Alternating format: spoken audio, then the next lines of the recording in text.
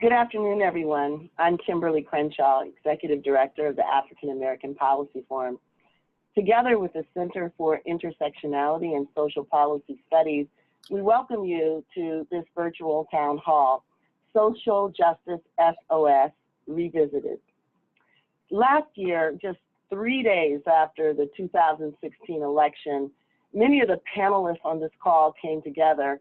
Most of us were still in shock to participate in the webinar, Social Justice SOS, what happened, what's coming, and why we must join together against hate.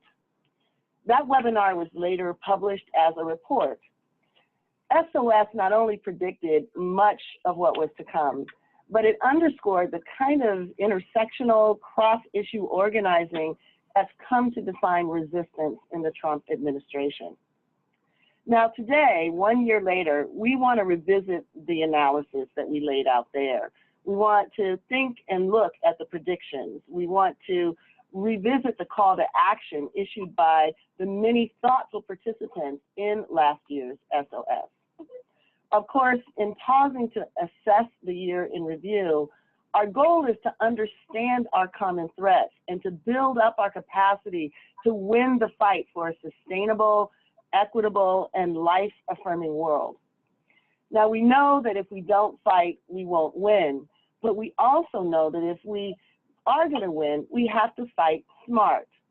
How each of our struggles relate to each other, how unseen and unknown dimensions of Trumpism amplify its power, and where the opportunities are for us to reverse the course of this history is what we hope to contribute by this virtual summit. Now, one thing we know without a doubt is that we need each other like never before. So to pursue this mission, we're joined by an extraordinary group of thoughtful, passionate commentators who all responded to our urgent request to share their vision of the moment and to help us think about the way forward. In lieu of lengthy introductions of all of them, we ask you to find their bios on our website at www.aapf.org. Now, they could each anchor an entire town hall separately, but they've all graciously agreed to distill their insights into 3 minutes initially, so we can first gain a broad view of what social justice in the world of Trump looks like, and hopefully save some time in the end for discussion and responses. Now, we'll begin by hearing from those who will talk to us about what unfolded under the new administration, revisiting both the assaults on communities that were all in fear, and also look to things that unfolded that were beyond our worst imagination. We urge the listening audience to use our chat feature or tweet your own observations about what transpired this year. This is what we want to know and see from several different angles. We'll pause to share some of your responses during our break.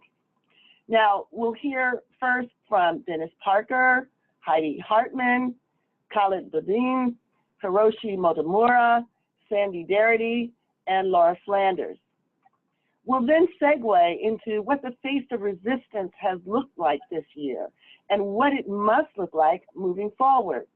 What do we need to know about how we fight? Where do we need to double down? And what we should be paying attention to in the coming months. These are the questions that we want to talk about in the second section of this town hall. Here we'll hear from Zillah Eisenstein, Saru Jayaraman, Rosa Clemente, Ensler, and Alicia Garza. We want to hear from you throughout this town hall. Please reach out to us either by tweeting at AAPF Policy Forum or AA Policy Forum, or through the chat function here on Zoom. Please expand the conversation across social media by following AAPF on Twitter and Facebook and using the hashtag SOS Revisited. You can send comments and questions to our panelists through the Zoom platform. We'll be reading some of these questions on air throughout the webinar. So to kick things off, I'm going to turn to Dennis Parker Dennis, you are a lawyer. You run the racial justice program at the ACLU. So in our SOS last year, one of the key observations was that white nationalism provided the air under Trump's wings. That theme, the resurgence of the white nationalist narrative, is so brazenly represented in Charlottesville in the killing of Heather Heyer that the damage that's done by more subtle embodiments of this narrative actually might escape our collective attention. So for example, just a couple of weeks ago, John Kelly said that a lack of an ability to compromise led to the Civil War, and he defended these Confederate leaders, saying that it was fought by men and women of good faith on both sides. Now, I want to ask you, are these just irrelevant remarks about a conflict that has long since been buried, or do you think they carry contemporary implications that we have to attend to? Thanks, Kim. I think that they carry really significance that we do need to address. You know, when we spoke last year, there was a discussion about whether the really divisive statements that had been made during the course of the campaign, the statements that demonized people based on their race or their ethnicity or their religion, that was perhaps just rhetoric in the course of the campaign, and that perhaps once he was in, Trump was in the presidency, that there would be no need to continue that divisive campaign. And I think, as you point out, what we've seen is that narrative has continued. And the reason that it's disturbing is it's a very backward-looking narrative. It's one that pushes back against the progress, limited as it's been, that we've tried to achieve over the past few years. And it was hard for me listening to John Kelly's comments, first of all, to accept the idea that anyone would still argue that the Civil War was a disagreement among reasonable people, or that the position that was being fought for by the people of the Confederacy was a legitimate one. And so I think that attempt to normalize what was a repressive action, one that supported white supremacy, is really disturbing. And my first thought was to harken back to when the movie The Birth of the Nation was released, and when President Wilson, who was then in the White House, sponsored a showing of the film, described it as being history, history written enlightening, and basically provided support from the very top for this movie that was significant in terms of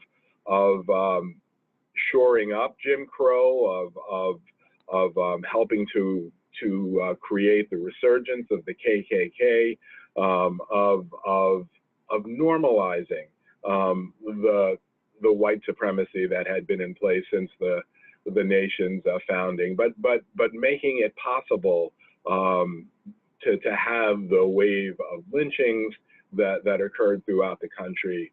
And we see that same appeal to white supremacy, that same appeal to the history of racism coming out now, and whether it's on questions of the policies about who can enter the country, which to me reminds me of the Chinese Exclusion Act, where people who had contributed so much to the construction of this country were now being excluded from the country and being told that they can't enter.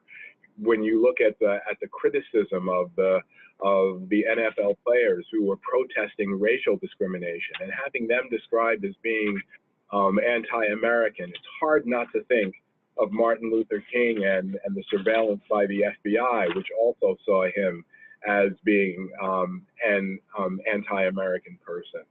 And so all of these are very concerning because it threatens the progress we've made. It reestablishes or seeks to reestablish a narrative that supports the white supremacy, which is what we feared at the election last year, and which we have to find a way to address in the coming years. Thank you for that, Dennis. You know, it bears noting that Birth of a Nation, which basically was a film that tells the story of, you know, the great lost cause, the Civil War from a Confederate point of view, actually was made and distributed decades after the end of the Civil War. I think a lot of times people kind of think it was contemporary, but the point being that memory being reproduced and telling a story that whitewashes and that actually advances the cause of one side, namely the side of white supremacy, can be dramatically reproduced years and decades after the events in a way that really replays it and endangers people. I mean, in some ways, the Civil War came back as a consequence of this birth of a nation.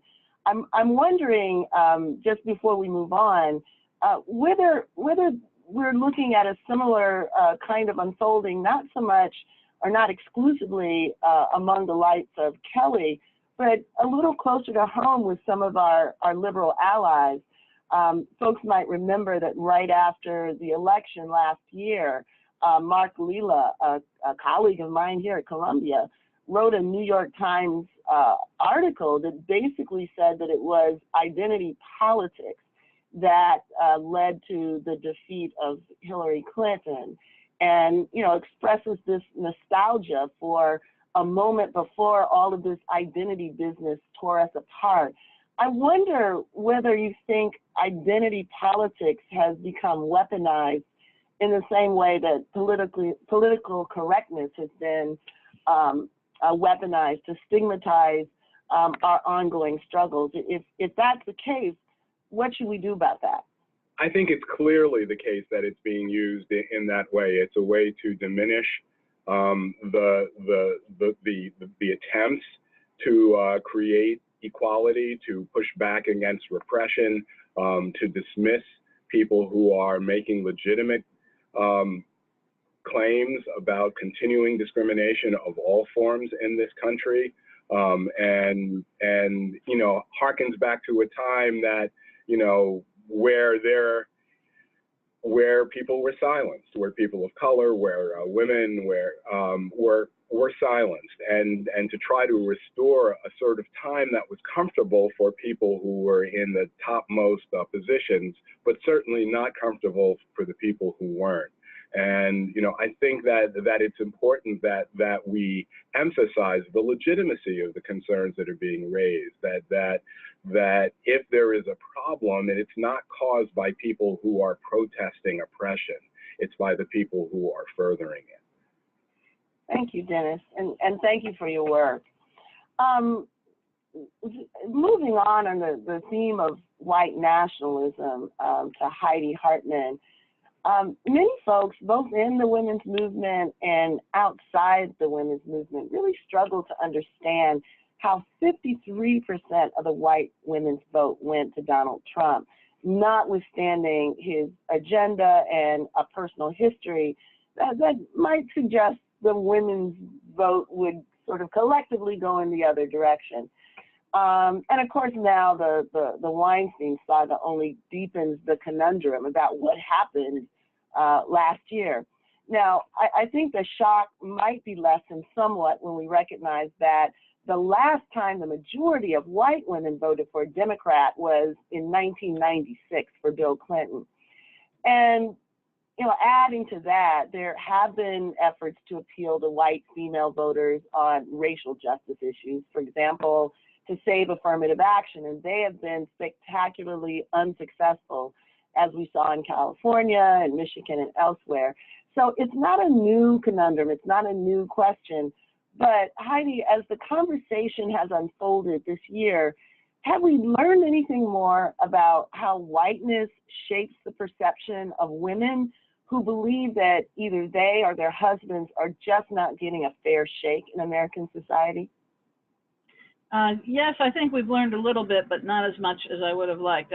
I've delved into the numbers a little bit, and if we want to take a look at my first slide, which has some numbers that are slightly different from the ones that are up there now, you will see that a majority of white women actually voted for Bill Clinton in 1996.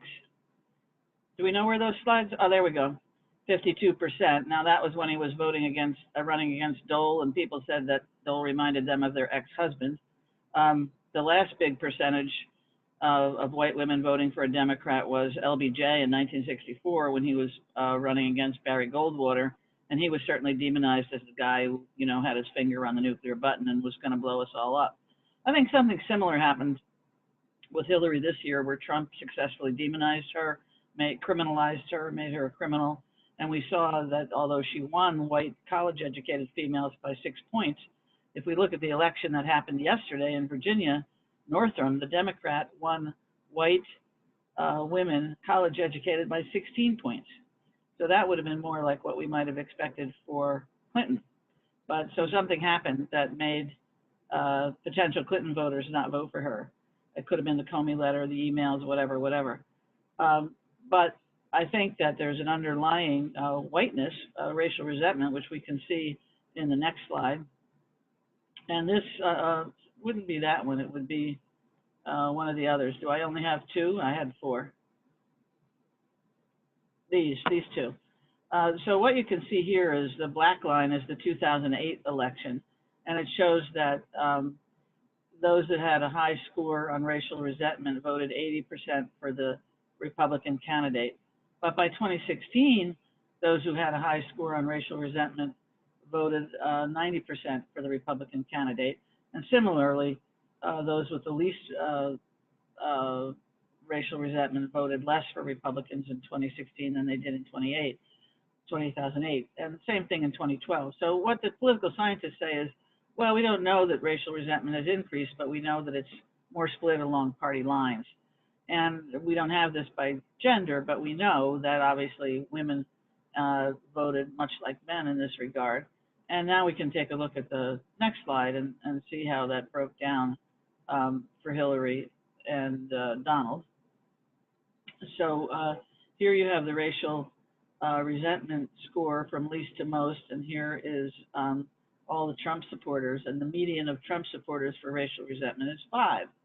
Here you have all the Clinton supporters, and the median for racial resentment is very low. Here are all the people with least racial resentment voting for Clinton, and her score is -3. And again, this is both among men and women. So the Democratic Party is doing something right in terms of attracting people who are tolerant and inclusive.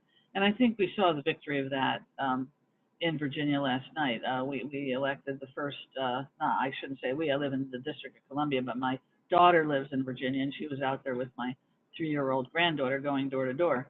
And, you know, we saw the election of the first trans woman anywhere in any state legislature elected in the House delegates in Virginia. And he beat the guy who calls himself the biggest homophobe in Virginia and who just had sponsored a restrictive bathroom bill to much acclaim and brouhaha. 10 women won in the House of Delegates out of 14 seats that the Democrats flipped. 2 of those are Latina women, the first Latina women to serve in the House of Delegates. So we can see that through organizing, through education, through grassroots movement, through building the resistance, you know, we really can make a difference in how white women vote. The majority of married women came out for Northam, the governor in Virginia, by something like 6 points. Trump won those married women by 1 point in 2016. So we're seeing some sea change thanks to, I think, a lot of successful grassroots organizing and activity. But I don't think we know, you know, precisely what it is that moves white women in particular, and how we can always be assured of getting their vote. So, you know, very upsetting things in the last year have happened for women, things we could never have imagined, taking away so many reproductive rights, taking away the subsidies for health care, keeping immigrant children from getting needed medical care and detaining them and separating from their parents. These are all unbelievable. So Heidi, on the question of what we don't know, there is a concerted effort on the part of policymakers and philanthropy to try to sort out how to engage white voters, and a lot of that is framed around the white working class.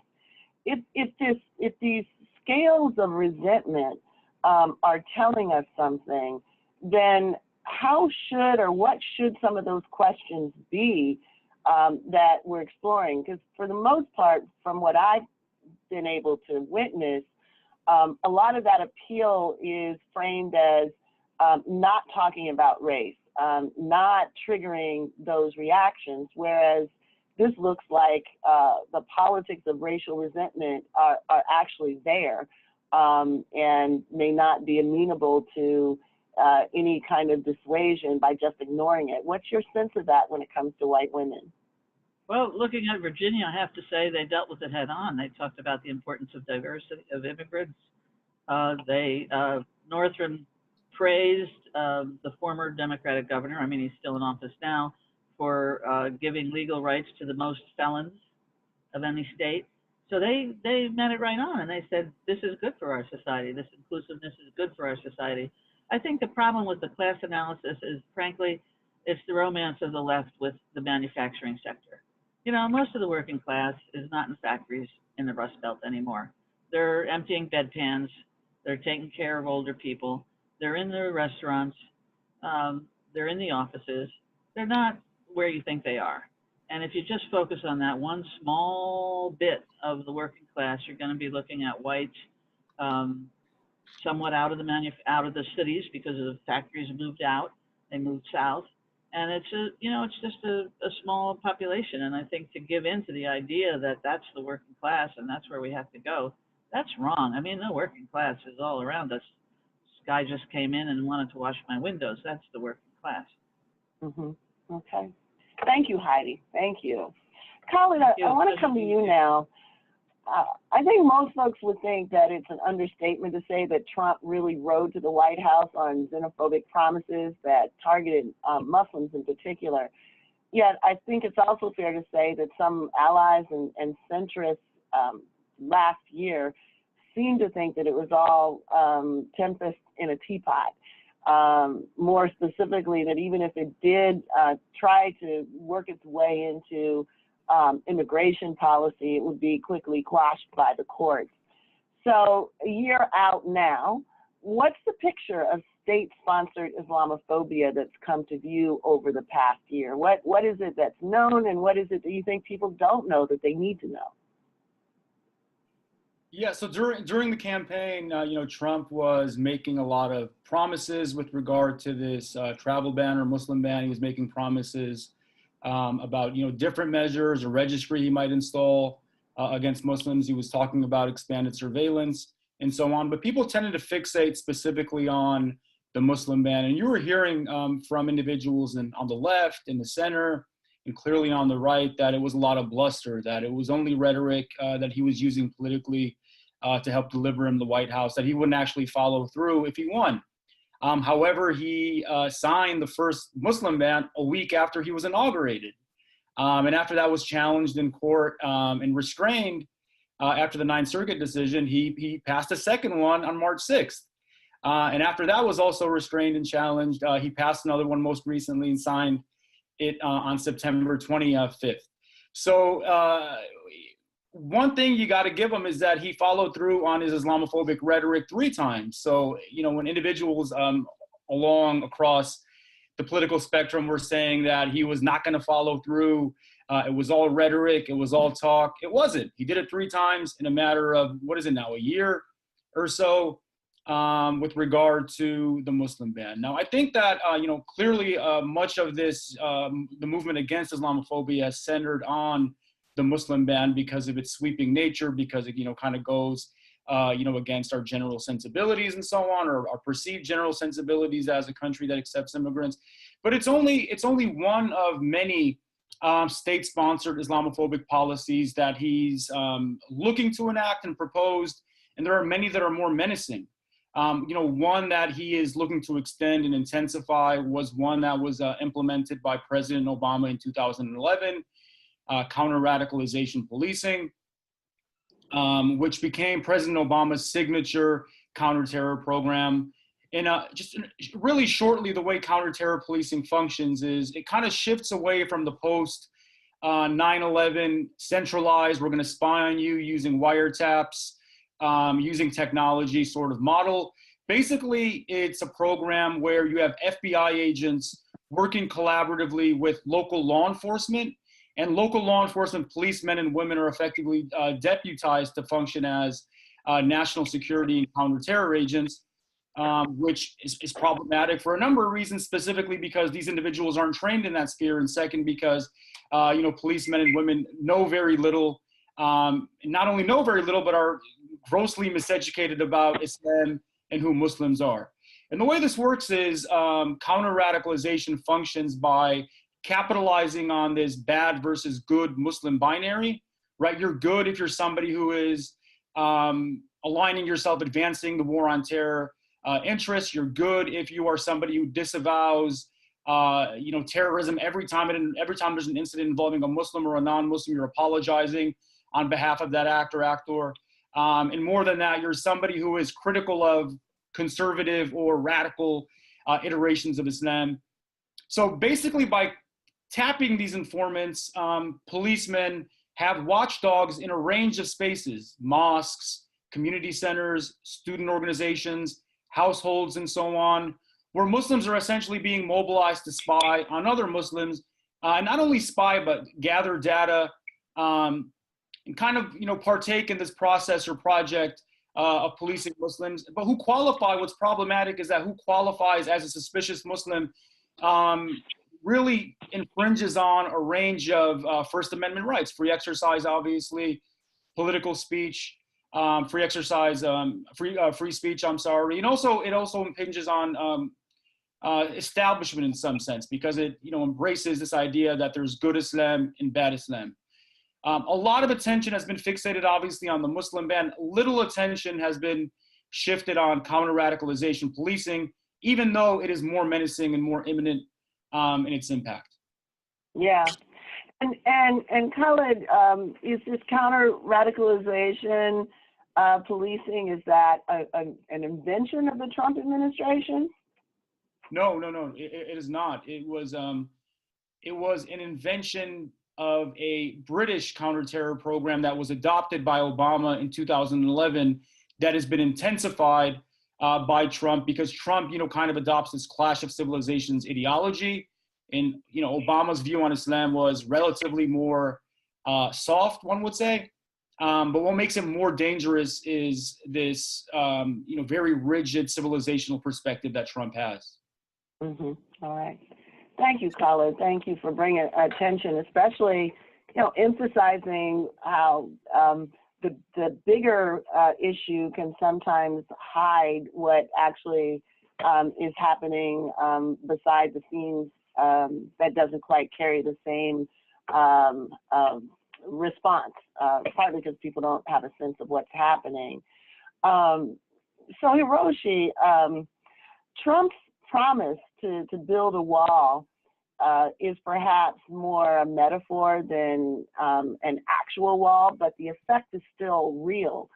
So can you give us an overview of the immigration-related moves to build this virtual wall that were made by the administration in the past 10 years?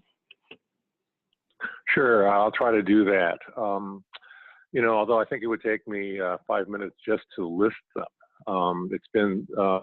There's been so many specific assaults on immigrants over the last 10 months. There's really two parts to the answer to your question. One is the specific assaults, and the other is the larger picture, and let me just go through to focus on your question, what the specific measures have been. I mean, one is something that Khaled brought up, of course, which is the Muslim ban in its three versions, the latest of which is indefinite. Is very much in the course right now. But part of that is also a ban on refugees that has been part of that series of initiatives, and refugees from certain countries. And more generally, there's been a reduction in refugee admissions. And so this is part of the nationalism picture we're seeing here. So those fit in the category, I think, of bans, I would say, at the border. A lot of what is going on, though, is also an enforcement picture, and I would subdivide that into the border enforcement and to the interior enforcement issues. On the border, we have the wall itself, and with prototypes being floated out around at unbelievable cost. But there are also other things going on at the border that have escaped some public attention. I just want to mention them. I mean, one is the practice of arresting parents in the United States who sent for their children and trying to basically charge them as smugglers. Another is basic denials of due process at the border. Another is the threatened and announced plan to expand what's called expedited removal to throughout the country. This is basically deporting people without a hearing. That hasn't been rolled out yet, but it's very much been announced as in the works. In the interior, we have essentially the end of prosecutorial discretion guidelines. Basically, there are no priorities, so everyone is a priority. And what we're seeing here is a cultivation of fear. And I think it's fair to say that this is really an atmosphere of government vigilantes. In other words, we're not going to have any kind of top-down supervision. Everyone can just be arrested. There's been some smaller measures that follow up on that, like reopening cases that the Obama administration had closed and trying to deport people who really had been given a safe haven before. Larger is as a criminal alien narratives. The whole point through both rhetoric and also information gathering is trying to cast immigrants as criminals whenever possible, and anti-sanctuary measures as well.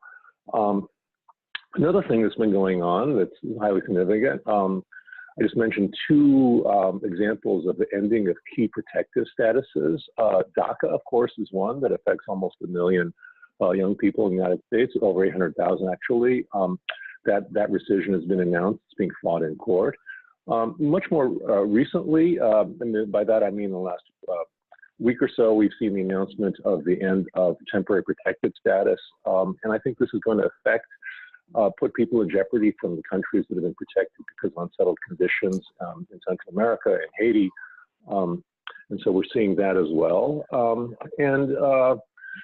I could keep going on about all the bad things that are going on, but I just want to say there's also I think a larger picture is an attempt to float proposals that really restrict immigration in general to the United States. For example, the most recent opportunistic comments on the attack in New York, really trying to eliminate the diversity lottery, which has been a major avenue of African immigration in the last generation. So this is not just about enforcement; it's also really trying to reshape America through the immigrant flow. And Hiroshi, just a real quick query. A lot of people thought that no matter what the Trump administration tried to do, the courts would be the protector. They would block a lot of this. How have the courts been playing a role in this? Well, I think the courts have been fighting. I mean, there have been a lot of resources and a lot of lawsuits being filed on the Muslim ban, for example. It's also true in DACA. So I think those have been significant victories. My fear is that those victories attack the most visible instances of assaults on immigrants, but they don't attack things that are more under the radar. For example, a lot of the Muslim ban, I think, is if the administration really wanted to achieve similar effects, it wouldn't have a Muslim ban. It would just make it impossible to actually get through the process in a more subtle way by what I guess they called extreme vetting. And so the victories are important. I don't want to downplay them. I think it's really significant. I think we're losing you. You're breaking up a little. Okay. I think that victories have been significant, but I think that they've been equally significant, not just in courts, but also as vehicles for changing the narrative and for mobilizing. One instance of this is the parallel between the racial animus claims and the religious animus claims in the Muslim ban case and in the DACA case, and really just calling that out. And I think that the court victories and the court fights have been is important to block measures, but I think they've also been important for mobilization vehicles. Thank you, Hiroshi. Alicia Garza, let me come to you since we're talking about the state and ways in which this Trump administration has doubled down on some of the struggles that our communities have been engaged in. So, of course, everyone knows you've been at the center of an historic reawakening of the quest for racial justice. And it's particularly meaningful coming out of this politics of post-racialism. The movement would have been remarkable, notwithstanding the outcome of the last election. We knew that there was going to be a struggle, even if Trump had not won. But it does seem to be particularly stunning some of the reversals at the Justice Department in light of, these were glacial efforts at best to respond to the problem of anti-Black racism. So what have you seen over the last year that reflects efforts to close down this historic mobilization?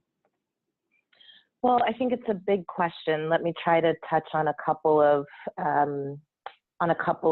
tenets of what I see as this administration's kind of full-scale assault on this movement that has essentially been used by this administration, to really galvanize their base and to generate an ongoing narrative, right? That Black people in particular, right, are trying to take something from other people.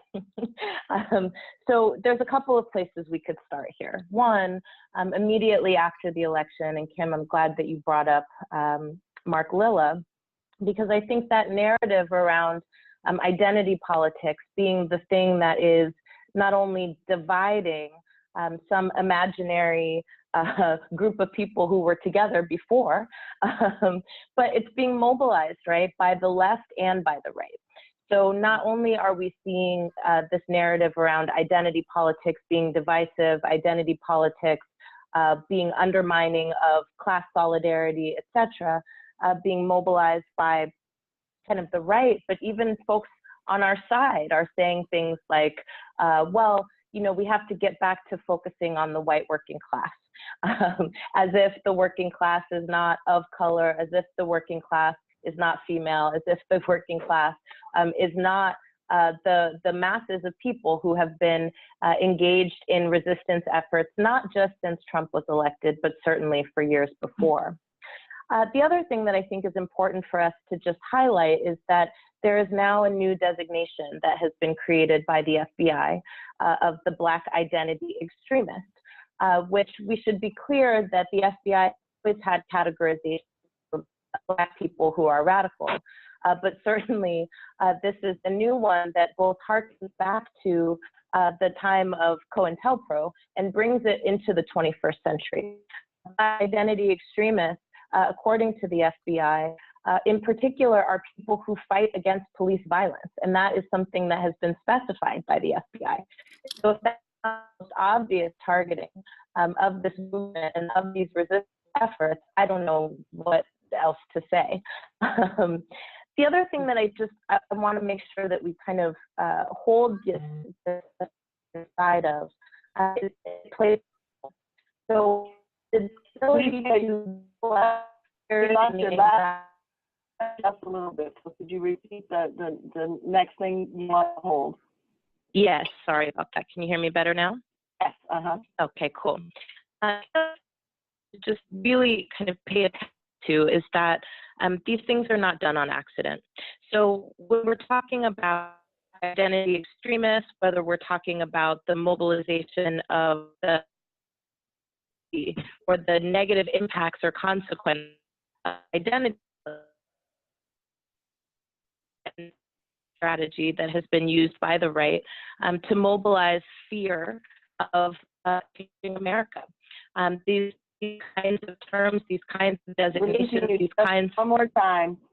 I think we got fear of changing America. All right. Is this better? Yes. Yes. Okay, cool. Maybe it was these stupid headphones. Okay, so I lied. true. I'm sorry, it wasn't. Okay, how about yeah. now? Okay. All right. Thank you. So what is true is that these kinds of assaults have a purpose, and it is an age-old strategy of conservatives and of the right in particular to mobilize the fears of white people in this country of a changing America. We're seeing this kind of dynamic, not just today, but these dynamics, again, are historical in the sense that this idea that Black people are coming to seek and exact revenge, right, against white people who have mistreated us for generations. Again, on November 4th, there was a huge rumor going around that Black Lives Matter and Antifa was coming to take over your neighborhoods, right? We are the big bad bullies and the zombies. But meanwhile, we're also seeing in places like Charlottesville, right, these chants of white nationalists saying, you will not replace us, right? They're speaking specifically about Jewish people, but they're also speaking very specifically about their fears of a changing America, their fears of the potential that the demographic changes in the United States will lead to power shifts that then begin to erode the power that white folks have always had in this country. Thank you, Alicia. And you know, your last point is a great lead-in for Sandy, because you know there is a sense that behind all this socio-psychological discourse about taking our country back is a politic, a stealth agenda of distracting people, and while at the same time doing something else. So, you know, while the right, while the neo-nationalists, while all these folks are, you know, running after others that they think are displacing them, there's a project of upward wealth distribution, the tax reform bill. Yet this bill hasn't really garnered the same energy that these other social cultural projects have garnered. So what is it that our communities need to understand about the impact of this proposed tax reform and why it's absolutely essential that we mobilize against it? So the first thing I'd like to say is that the current Republican tax reform is really a Reagan pro-rich tax reform on steroids. It really echoes the mercantilist doctrine of the utility of poverty. So we've made note that the kinds of white nationalist sentiments that we've been observing lately date back at least to the 19th century, but certainly were quite active at the beginning of the 20th century in a way that they have been silent but undercover for many years now until the Trump era. And but I think that the ideas that underlie the tax reform really echo back to the 16th and 17th centuries in Europe, where the premise was that if you took money away from poor folks, they would be more productive. And if you gave more money to rich folks, they would grow the economy. And so I think that the existing tax reform does precisely that. It's tilted towards providing far greater income for individuals who already have high levels of income and reducing the incomes that are available to folks at the lower end of the income distribution. There's also kind of a perversely populist dimension to this tax reform, but it's somewhat twisted in the sense that one of the things the tax reform proposes to do is to tax private university endowments more heavily. And one could think that that actually does have some positive implications for reducing inequality. But at the same time, many of those institutions make use of a significant portion of their endowment to provide educational opportunities for kids who could not pay the freight at those highly expensive schools. And simultaneously, this particular tax bill or tax proposal eliminates the deductions on student loans that could have been planned before. And this is particularly significant for those segments of the population that rely heavily on borrowing to be able to go to college and university. And so this is another indicator that the tax bill could have the effect of transforming the composition of our student bodies at these universities and colleges throughout the country in such a way that those student bodies look more and more like they looked in the 1950s than they do now. The other dimension of this tax bill that I'd like to mention is something that has been highlighted by the Center for Budget Policy and Priorities, which is the lower pass-through rate for businesses. The net effect of this would be to have no benefit for individuals or households or families that have incomes below the $75,000 threshold. There would be a negligible benefit for those with less than $500,000 in income, but a much more significant benefit for those who have higher levels of income than that. And we should keep in mind that the Black American median income is about $45,000. The median income for all Americans is about $57,000. So this type of a tax reform, again, has a much stronger benefit for folks who are at the upper end of the income distribution. And then finally, Bob Lord, in an article for inequality.com, points out that if we're really concerned about having a more equitable tax system, then the federal income tax should not be the target.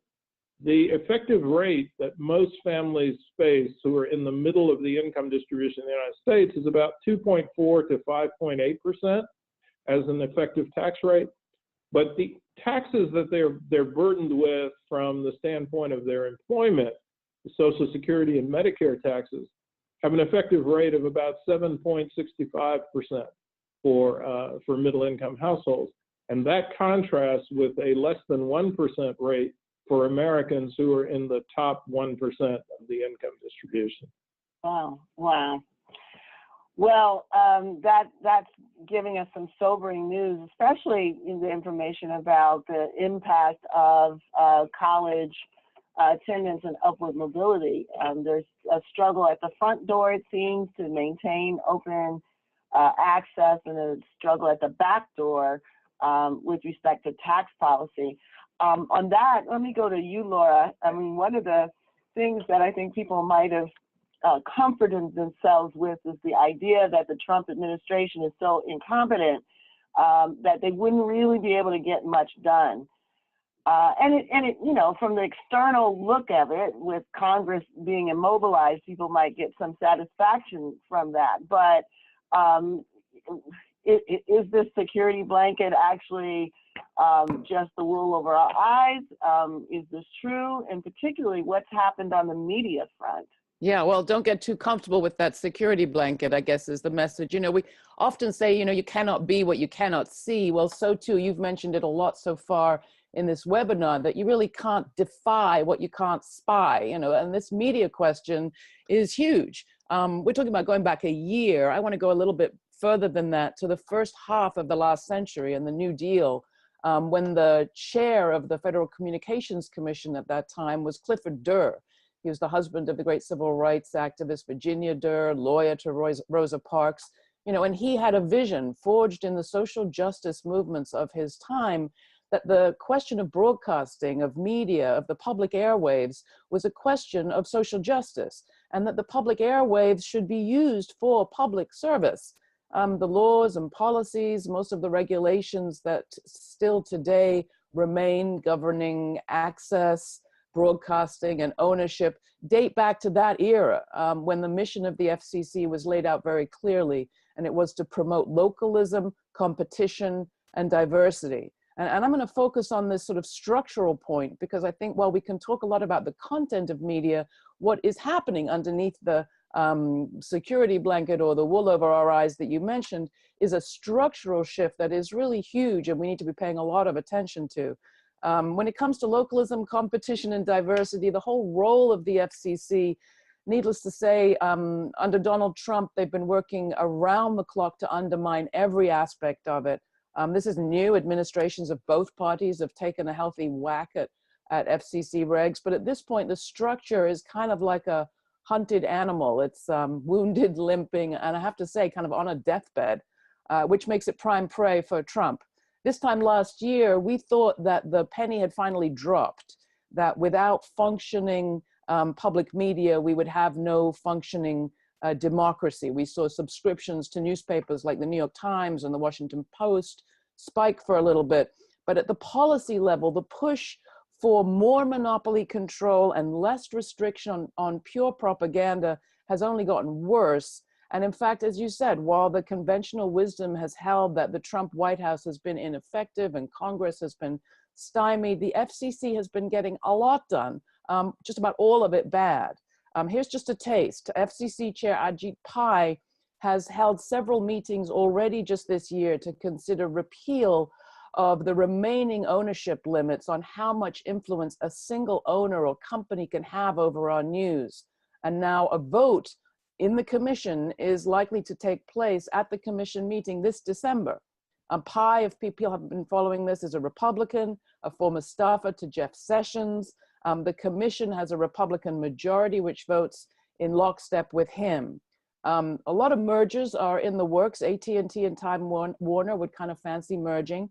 The administration's priority, though, seems to be to pave the way for Sinclair Broadcasting Corporation, the nation's largest television owner, to buy the troubled Tribune Company, which would enable them to acquire 42 new local television stations and expand their holdings to 233 TV stations across the country, reaching 2/3 of the US population. Now, Sinclair is very friendly to Trump, and I mean that, very friendly. Sinclair has hired several former Trump administration people to serve as its propagandists. One of those is a campaign and White House aide, Boris Epshteyn, who records daily commentaries that the Sinclair company requires the local stations to play, the so-called must-carry rule. Another commentator is a guy with long ties to the fascist far right in Hungary. He's one who likes to comment and rail against what he calls Black African gun crime. David Smith, the founder and owner of Sinclair, built his network off some stations in Baltimore. He's a big Republican donor. He is also known for throwing parties for Clarence Thomas, did it just this year. And mergers aren't the only action. Next week, the FCC will vote essentially to kill the Lifeline service. That is a $9.25 subsidy for the most low-income people to help pay for access to the internet or for a telephone line, either one. In many parts of this country, Appalachia is only one. This is how people reach doctors and nurses and even the veteran suicide hotline. On localism, the so-called main station rule that required broadcasters in a given area to maintain a station in that same area was already done away with earlier this year. So-called corporate synergy is tantamount to layoffs at the local level. It hurts local jobs and, of course, the bottom-up news pipeline. And finally, you know, we're going to be hearing a little bit about the crisis in Puerto Rico on this call. The failure to restore food and water and power have gotten a lot of attention, but there's also been a failure to restore basic communication services. The majority of local cell providers are down. And while Ajit Pai has gone to Puerto Rico to show how much he cares about people, the likelihood is he mostly cares about mapping the landscape for more privatization. And I really think that to our picture of disaster capitalism, we need to add disaster media capitalism. This hits every demographic, but none more so than the local, the rural, the least affluent, the most vulnerable. But really, it's a dire impact on our democracy. And I think that's what we thought people were going to be waking up to. And we just haven't seen it happen. This question of media democracy and public interest journalism really needs to get back into the center of our social justice agenda. Thank you so much, Laura, for that. So we've heard from our first section of commentators, and we're eager to move on to the next set. I'm going to ask Naima in the meantime just to give us a very brief rundown about what we've been hearing online so far.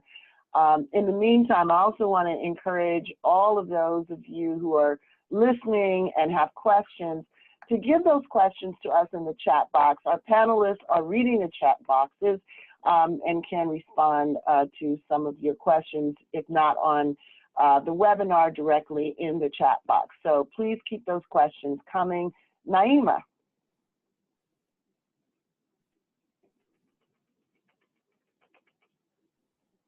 Naima, is your mic muted?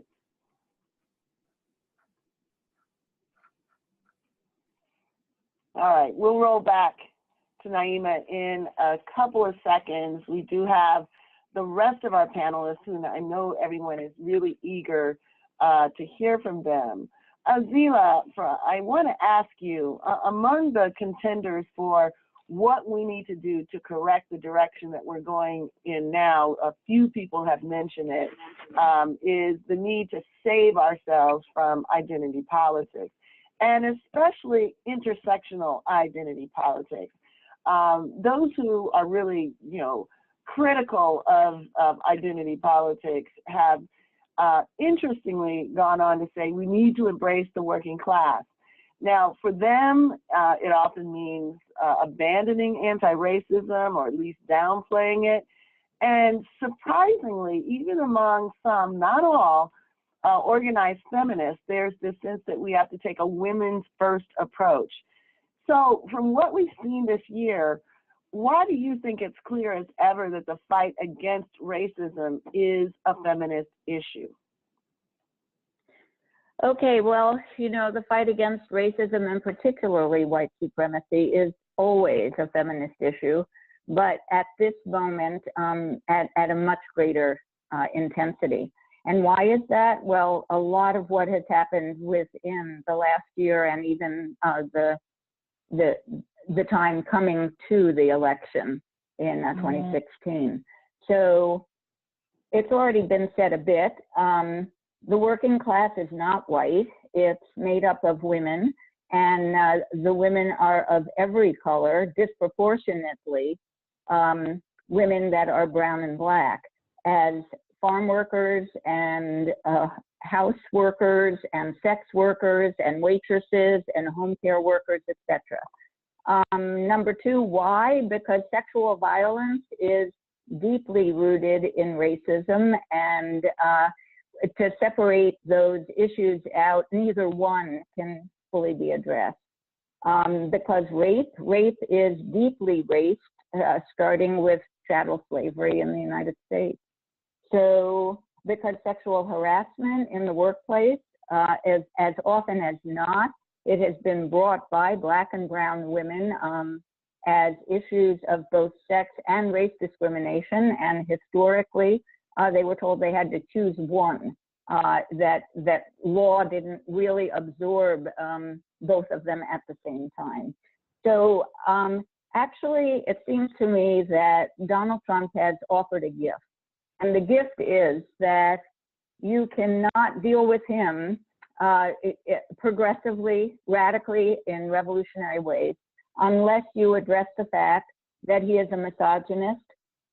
He is heteropatriarchal in all of his practices, and all of this is so deeply rooted in white supremacy that the structural issues must be attended to at this historical moment in order to do what?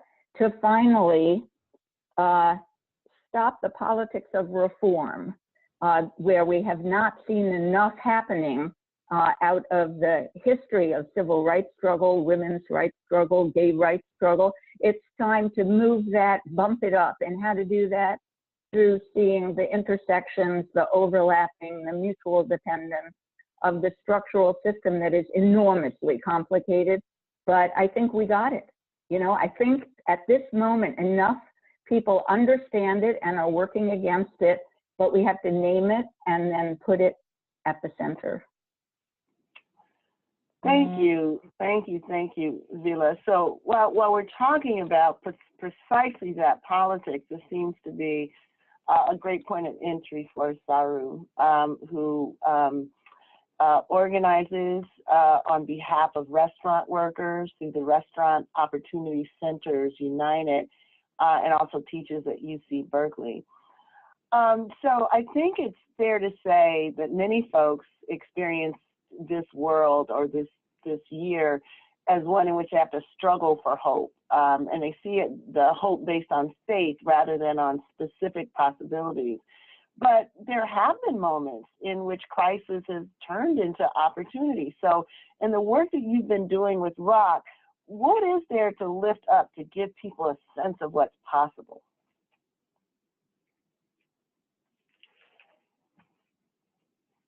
Sorry, can you hear me okay? Yeah, we can. Yes. Okay, great. Thank you for inviting me to be part of this great panel. You know, we are a national organization of restaurant workers, employers, and consumers. We've been fighting to raise wages and working conditions in this industry, the restaurant industry, where the wage, unfortunately, is still $2.13 an hour, which is a legacy of slavery and impacts mostly incredibly large female women workforce. And in doing that work and pushing that forward, we've been significantly attacked over the last 15 years by the largest and most powerful employer lobby out there. It's called the National Restaurant Association. We call it the other NRA. And over those 15 years, because of constant attack and crisis from the opposition, we've learned how to turn crisis into opportunity and keep the proactive fight moving forward while still resisting the attack. So when Trump was elected, we were maybe a little bit more ready than others to kind of turn crisis and attack into power and opportunity, but also really felt very strongly that any moment that we engaged in resistance activity without thinking about how that resistance can be turned into power building activity, we were actually just letting the other side win. In other words, if we spend all of our time engaging in resistance without thinking about how every act of resistance is actually an opportunity to win proactive power, we're letting the other side win. And then the other thing, of course, that came up with the election of Trump for us, as it did for so many other people, is that we just can't afford anymore to not be intersectional, as you've always said, Kim, not just around race and gender and everything else, but also around issues, that we really need to tie all of our issues together for greater power and an ultimate victory. So just some quick examples, concrete examples of how we've done that, and with others, with many other people on the phone and beyond in the movement world. First, when all of the talk came up, as Hiroshi mentioned, around attacks on immigrants, and as Khaled mentioned, on attacks on Muslims, we are the largest employer in the United States of both immigrants and Muslims, and a lot of our employer partners felt that it would create a terribly hostile environment for workers, the election of Trump and all his rhetoric. And so they came together with us and launched something called Sanctuary Restaurants. And we did that with our 300 employer members. And after starting that Sanctuary Restaurants program, 400 new restaurant partners joined. And now we have a universe of 700 restaurants as a result of Trump's election. What started with a crisis moment for the restaurant industry has led to greater power for all the other issues we want to work on. Another example of this is our work in Michigan. We had been moving a ballot measure to raise the minimum wage for both tipped and non-tipped workers in Michigan, and working together with many of the partners on the phone, we were able to say, let's use that vehicle of a ballot measure to actually do something much broader in coalition with many other groups that we're calling We the People Michigan, which is a very large, broad civic engagement process in Michigan, bringing people together across race, using the ballot measure as a vehicle to talk to hundreds of thousands of people, do political education around race with white and people of color, working people, and talk about how the elites use race to divide us and ultimately building political power. But I think the most kind of concrete example of victory that we've had since the election of turning crisis into opportunity was Trump's nomination for Secretary of Labor of Andy Puzder, who was the head of CKE, Carl's Jr. restaurants and Green Burrito and many other companies. We, over a period of time, worked with many partners and Senator Warren to collect 1,000 surveys of workers in his restaurants from around the country and then mobilize them, bring them to Washington, D.C. for shadow hearings to share the most horrific stories of sexual harassment and abuse and wage theft and so many other issues in his restaurants, and use that to work with Senator Warren to get him out. And so we did succeed in getting rid of him as a nominee, but much more importantly, we now had 1,000 new members that we then mobilized around the next Department of Labor secretary, together with 1 Billion Rising and many other groups. We held lots of actions. We had actually the first general strike of restaurant workers ever. And most excitingly, now the Department of Labor, the new Department of Labor secretary has come forward with an outrageous proposal to declare tips the property of owners rather than workers.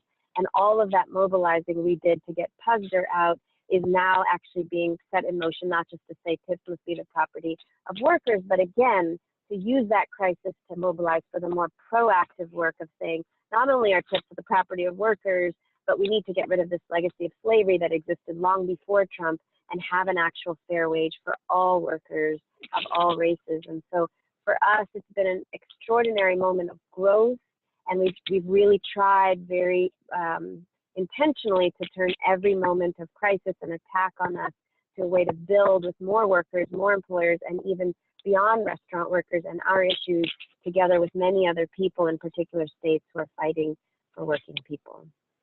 Thank you. Thank you for that. And thank you for giving us a sense of how crises can be turned to opportunities. I want to turn now to Rosa Clemente, a community organizer and independent journalist. And keeping with the crises framework, Rosa, you've just gotten back from Puerto Rico, and you were on the ground there in ways that many other media were not. Tell us how the humanitarian crisis there exemplifies both the anti-human dimension of this regime and, quite frankly, the failure of most of our institutions, including the media, to tell us what is happening there.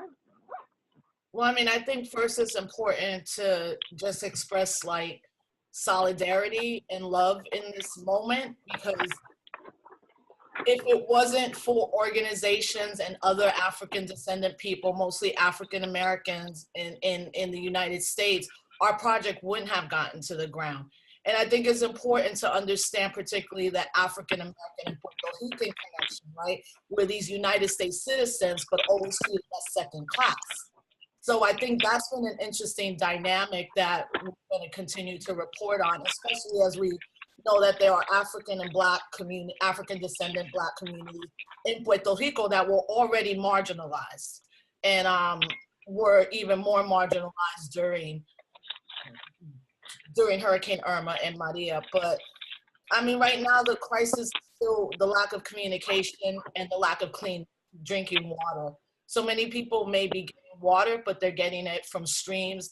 They're getting it from Superfunds that are sites that are contaminated. And they know that the water is causing them sickness, but they have to have water. And I really think people may not understand the magnitude of what it means not to have drinking water every day. And then how do you organize or mobilize? But what we did see in Puerto Rico was from the beginning, it was Haitian and the Dominican community along with Puerto Ricans on the island that were beginning to rebuild. In that sense, well, let's say come together in community.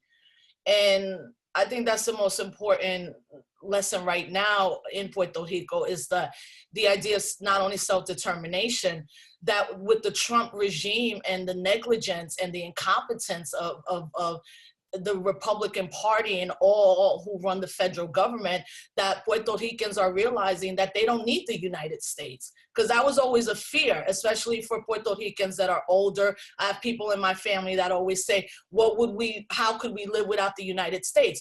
You're doing very well actually right now without the United States. You're surviving. You might not be thriving right now, but it's because of people and community and self-determination and self-reliance that people are surviving.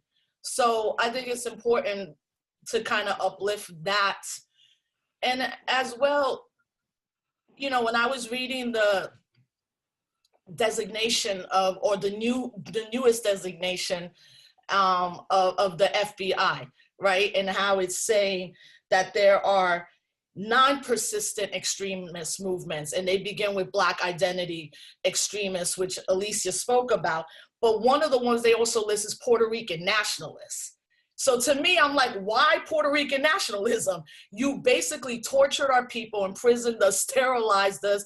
We, you know, Oscar Lopez is free. We still have a political prisoner. But the attack against Puerto Rican independence from the United States has also always been murderous and visceral.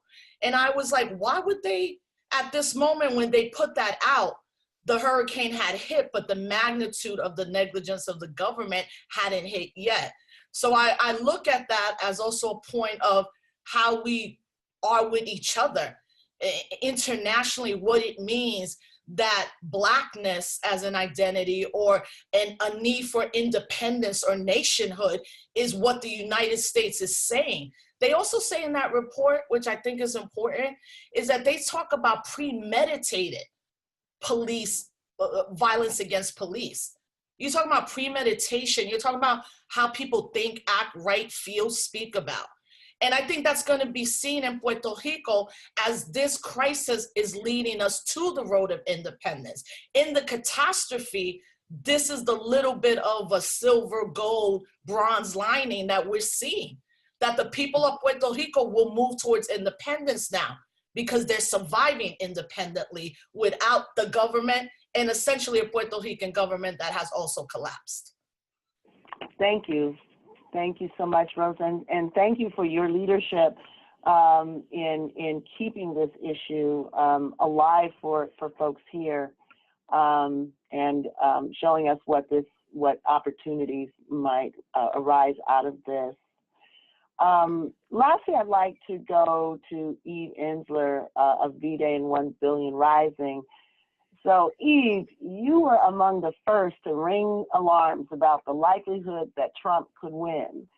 And for your efforts, you got labeled a lunatic, called out by O'Reilly as a rabid feminist, and frankly, even, you know, folks close, let's say, sort of framed this as the Chicken Little scenario. So I know you're not surprised by any of what has unfolded and what you've heard. And in some of the resistance work that you did around the efforts to dump Trump, we all marched under a banner of Predator in Chief, and it garnered some traction, particularly in the Women's March. But beyond that frame, beyond that moment, are there dimensions to the frame of predation that give us a better sense of what we've been up against, and importantly, what collective resistance has to look like? Yes, thank you, Kim, and thank you for doing this amazing discussion with all of us. I'm so happy to be on this webinar with everybody. I think it's really important to, I mean, there's so many ways we can frame this, whether it's racism, sexism, neoliberal capitalism, but I just want to look at predation, because I think that predation idea is so such an umbrella to everything that's happening right now.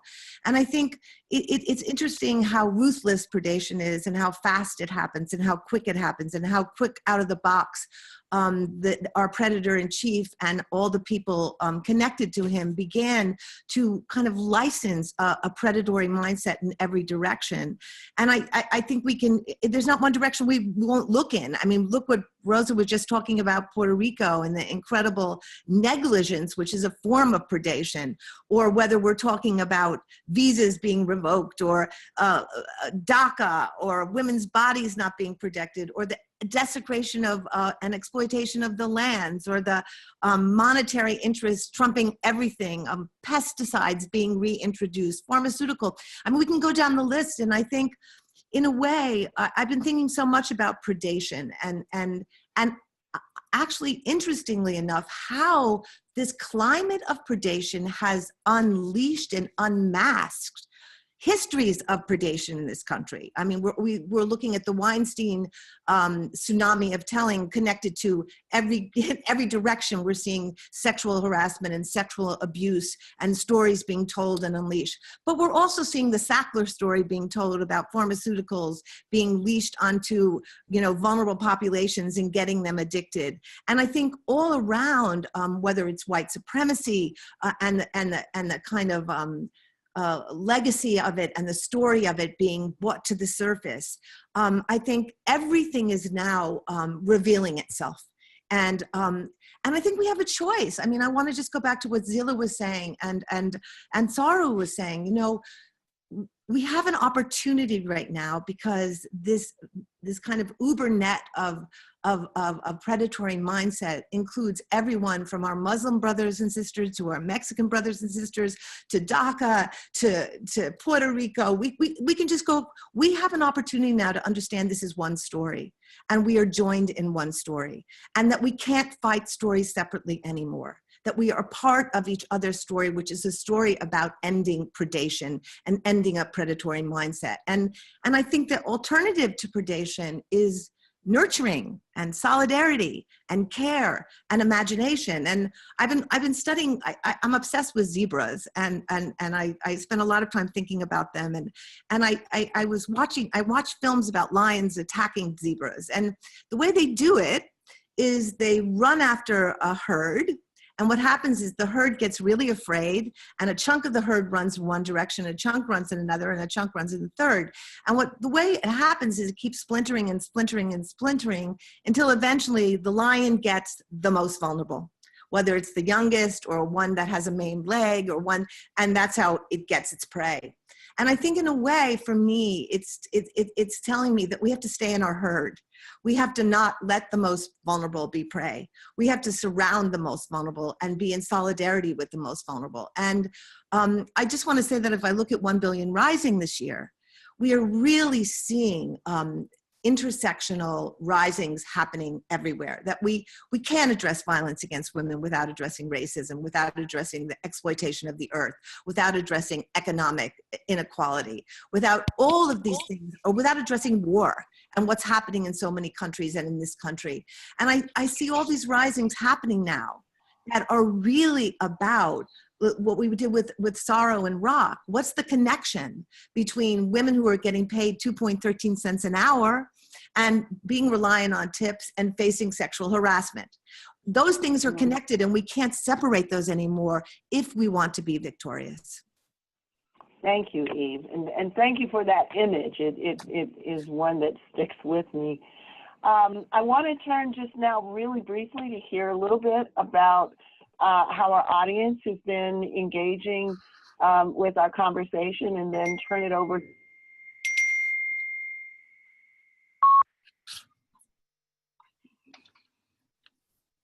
All right, this is Naima coming in. Thank you, Dr. Crenshaw. And thank you to our followers and listeners joining us on Twitter, Zoom, and social media. We had lots of retweets on quotes around Obama-era counterterrorism initiatives, as well as aid failure in Puerto Rico and voting trend statistics among white women. This is a quote from Farzana Sarfulia, who submitted, "What we have seen in the permission to demonstrate hate, at the same time, many have risen to make change." To our listeners out there, please continue the dialogue and submit questions to us using the hashtag SOS Revisited. We would love to hear from you as we continue to organize. Back to you, Kim.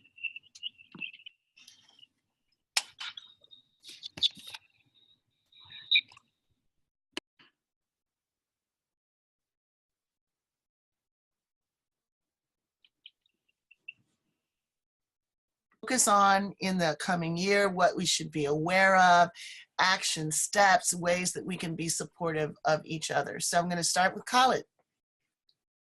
Yeah, really quick. I think that Alicia's point is really a prescient one about the designation of many BLM protesters and other Black organizers this new designation, Black identity extremist, kind of raises the strong possibility of counter-radicalization being used and the war on terror strategy being expanded to include Black and non-Black students, organizers, and activists that support racial justice for Black people at large. So it's really important to coalition build with Muslim communities and vice versa who are doing work against counter-radicalization as this new threat is being directed at Black activists. Thanks, Khaled. And very important for us to remember the history, as both you and Alicia pointed out. I've been surprised how many progressive activists do not know the role of the FBI, the role of other state agencies in actually suppressing activism. So this is a moment where not only do we have to fight back, but we need to learn about how this has played out historically and how it might be playing out right now. Rosa. Yes, I just wanted to tell everybody the website of the project. It's called pronthemap.com. And to speak to Laura's point very quickly, the need for independent media. I mean, I think the work that we did with very limited resources, it rivals the work of billion-dollar conglomerates. We were breaking stories weeks ago before people were watching it on CBS or 60 Minutes or anything like that. So I just encourage people to go to pronthemap.com and share it. We're trying to create unapologetic, unfiltered, Latinx-centered media, and we think the reporting that we're going to continue to do in Puerto Rico will also empower the grassroots on the ground there. Thank you. Zillah. Yeah, I just wanted to, kind of speak to the predation point of Eve, which I just think is so deep and so inclusive.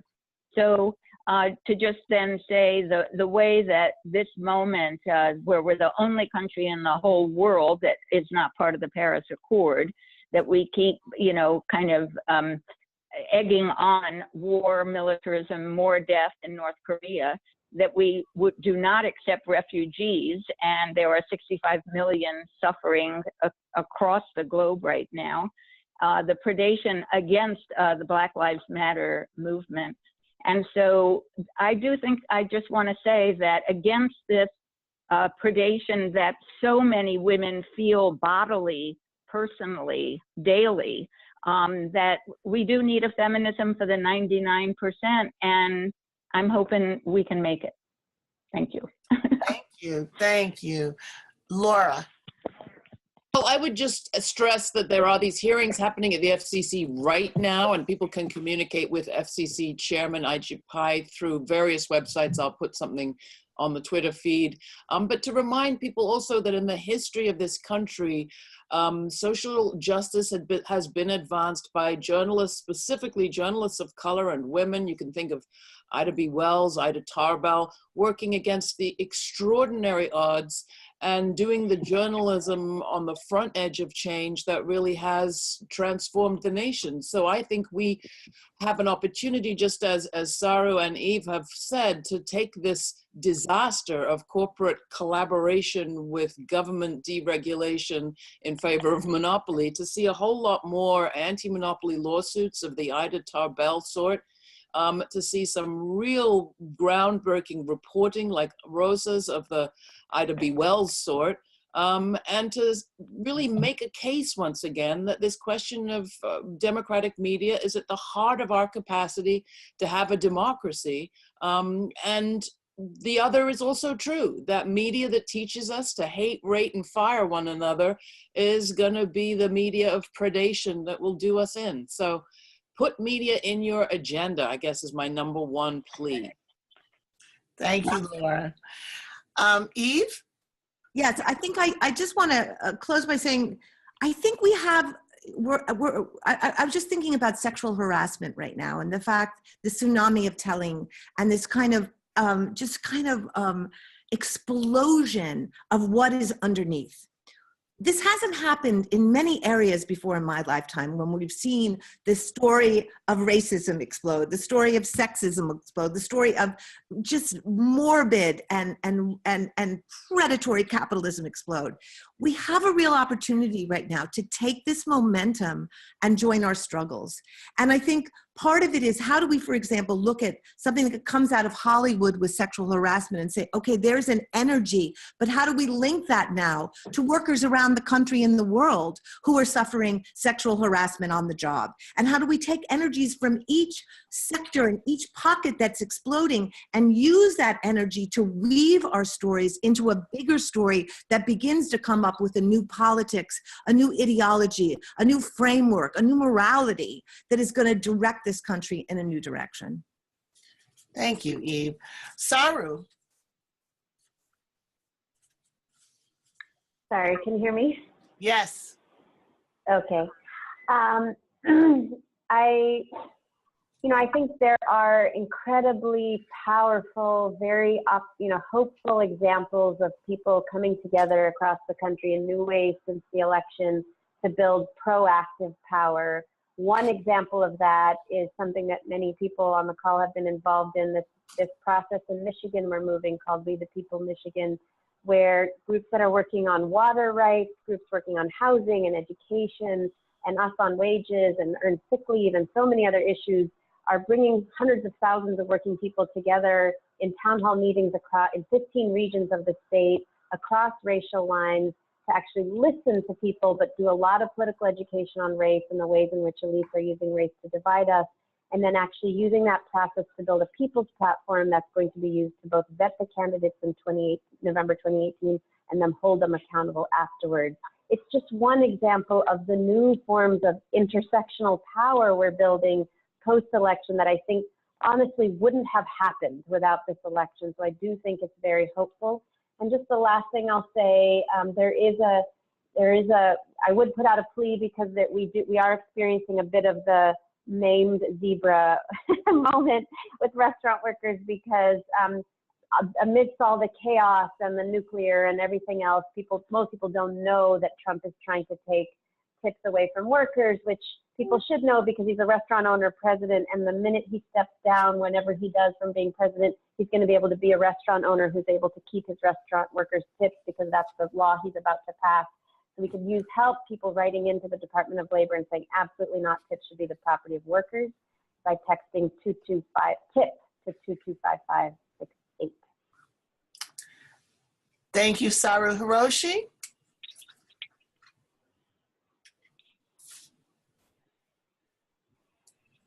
And try to think about things that we may all know on this call, this webinar, but I think really need to be emphasized. I mean, we're in an unprecedented, well, not unprecedented, but we're looking at a real serious attempt to reshape the demographics of this country through really going back to a period of explicit racial restrictionism. We're seeing a manipulative use of the rule of law. That's the veneer, but it's only the veneer. It's very manipulative. And the third thing, to go back, I guess, to the predation idea, is that, and something I said earlier, is that we're seeing the licensing of vigilantes to create fear. That's really the enforcement strategy. And the vigilantes, some of them are private, but some of them are in the government. One of the striking things about the Texas law, anti-sanctuary law, was its provision that disallows or forbids police chiefs from disciplining or restricting an individual officer's decision to enforce immigration law. That's just an example. So those are the three things: shaping of demographics, manipulative rule of law veneer, and the licensing of private and government vigilantes. I think that needs to be the message that is more widespread than it is. Thank you, Hiroshi. Alicia. Yes, so I think I just want to end off by just saying that I think what strategic and effective resistance in this moment must look like is continuing to combat cynicism and our ideas that nothing's possible, or people are always this way. This is a unique moment that we have an opportunity to shape, and so I encourage us to keep reaching for the stars. Two, just building off of what Saru just said, continuing to link issues, right, that are able to tell a bigger story about who we are. I do think that there's a real feeling, right, that everybody's in their camps or in their corners. And I think what's actually happening is that this is an opportunity for us to tell a new story of who and what America could be. And then lastly, of course, using multiple approaches to change is really necessary right now. We need a symphony. There's not one instrument that needs to be playing louder than others right now. We need a symphony, and some of our sections, we need to help them find the pitch, you know what I'm saying? But all in all, it's important that we're using every tool that is available to us to bring forward the kind of change that we all deserve. Thank you so much, Alicia. And lastly, Sandy, you have our final 30 seconds. Okay, I just wanted to say that we need to have a program of action and change that's positioned so that when the opportunity arises, we can put it into effect.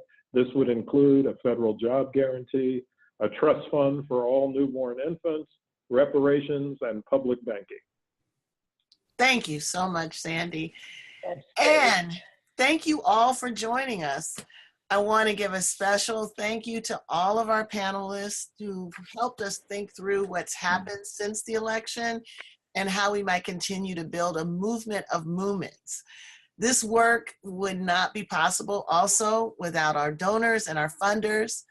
Thank you to Novo, Ford, V-Day, 1 Billion Rising, and to the Normandy Foundation. And finally, I'd like to thank the staff of AAPF and the Center for Intersectionality and Social Policy Studies. Special thanks to our producer, Julia Sharp Levine, Kendall Clark, Teddy Fenster, Inkem Ejo, Naya Kinney, and Naima Hakim. Thank you all. This has been an inspiring and very necessary conversation. We'd like to urge all of you listening to keep these conversations going with your friends and with your families in your communities and across social media. You can access the studies and articles cited by the panelists in today's conversation at our website, aapf.org. And we also want to encourage you to follow the campaigns and the activism of the folks who've been on this phone. You know many of them and you know their work. Continue to stand with Fight for 15. Continue to stand with the water protectors, the families of Say Her Name. Continue to stand with Black Lives Matter. Continue to lead and to agitate and to be part of this growing movement against hate. Thank you very much.